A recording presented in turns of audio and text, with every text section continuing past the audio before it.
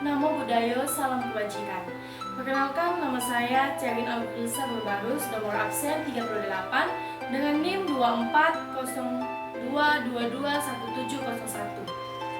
Hari ini saya akan mempresentasikan hasil analisis saya mengenai kajian kritis wawasan kebangsaan dan ketatanegaraan. Saya akan membahas yang pertama itu mengenai radikalisme dan terorisme. Apa sih radikalisme dan terorisme? Nah, radikalisme itu adalah paham ekstrim yang menolak Pancasila dan keutuhan NKRI.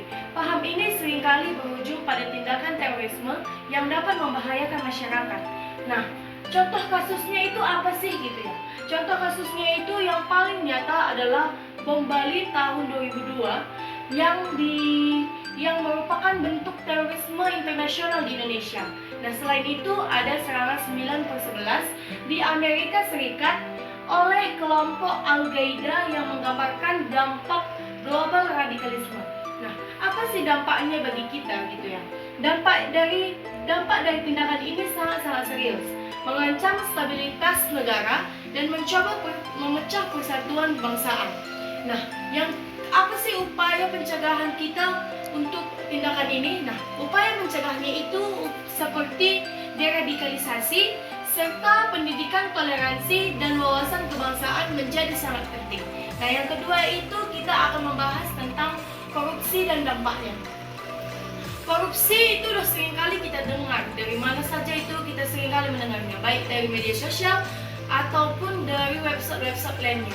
Nah, korupsi itu adalah penyalahgunaan kekuasaan untuk keuntungan pribadi, baik oleh pejabat negara ataupun lembaga yang seharusnya bekerja kepentingan publik. Nah, apa dampaknya terhadap negara? Dampak korupsi terhadap negara sangat serius. Di antaranya adalah menghambat pembangunan karena anggaran negara yang seharusnya digunakan untuk infrastruktur, pendidikan dan kesehatan justru disalahgunakan. Selain itu, korupsi juga merusak kepercayaan publik terhadap pemerintah dan lembaga negara sehingga muncul ketidakpuasan masyarakat terhadap sistem pemerintahan. Nah, yang selanjutnya itu ada pada dampak terhadap masyarakat. Dampak bagi masyarakat juga sangat-sangat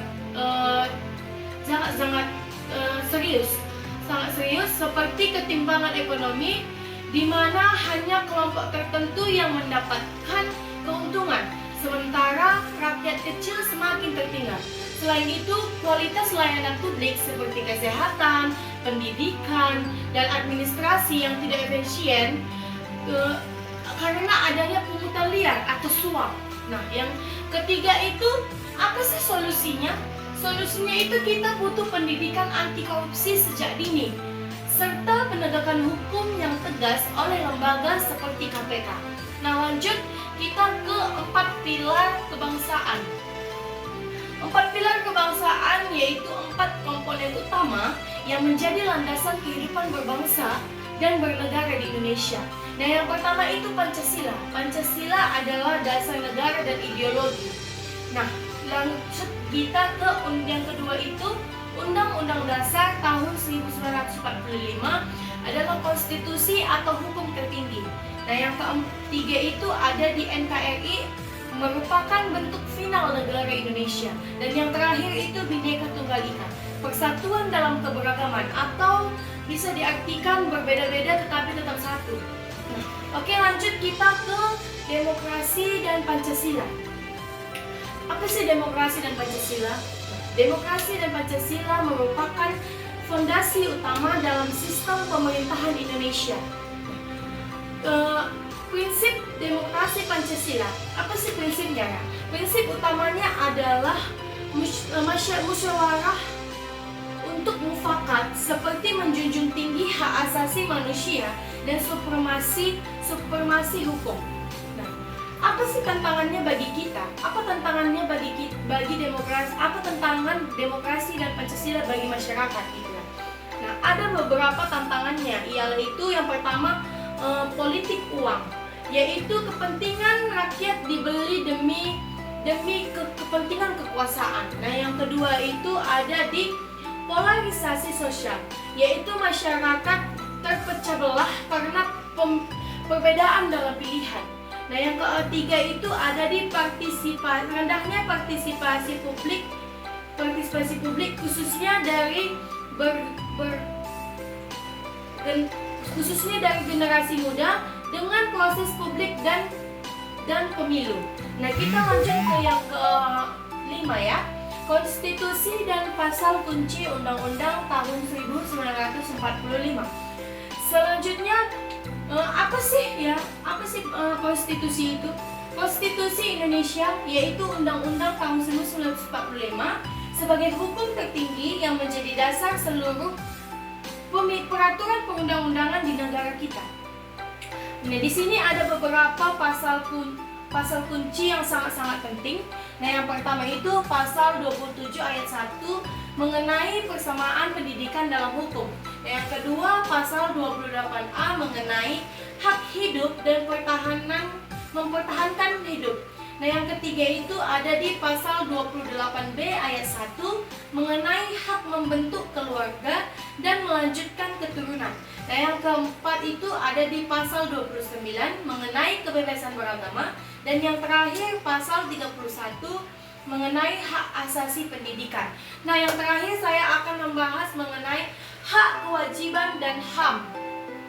Sebagai warga negara Indonesia, kita semua memiliki hak dan kewajiban yang dijamin oleh konstitusi dan harus dijalankan secara seimbang.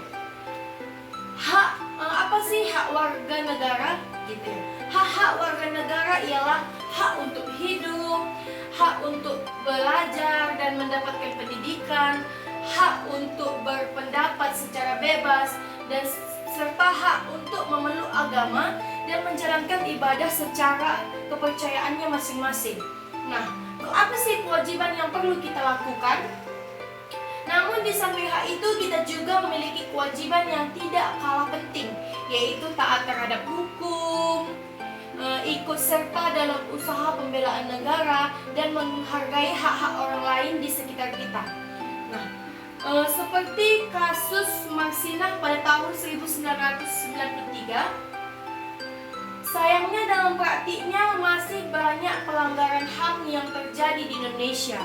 Dua contoh kasus yang sangat terkenal adalah yang pertama itu kasus Marsinah pada tahun 1993, seorang aktivis buruh perempuan yang dibunuh setelah memperjuangkan hak-hak mereka. Nah, yang kedua itu ada di kasus Munir pada tahun 2004. Nah, di sini seseorang pejuang HAM yang diracun dalam penerbangannya ke Amsterdam. Hingga kini kasusnya masih menyisakan tanda tanya besar dan menjadi simbol perjuangan demokrasi dan keadilan. Sekian hasil presentasi saya hari ini. Sebelumnya saya mohon maaf jika ada kalimat dan kata yang kurang berkenan. Saya sangat-sangat mohon maaf.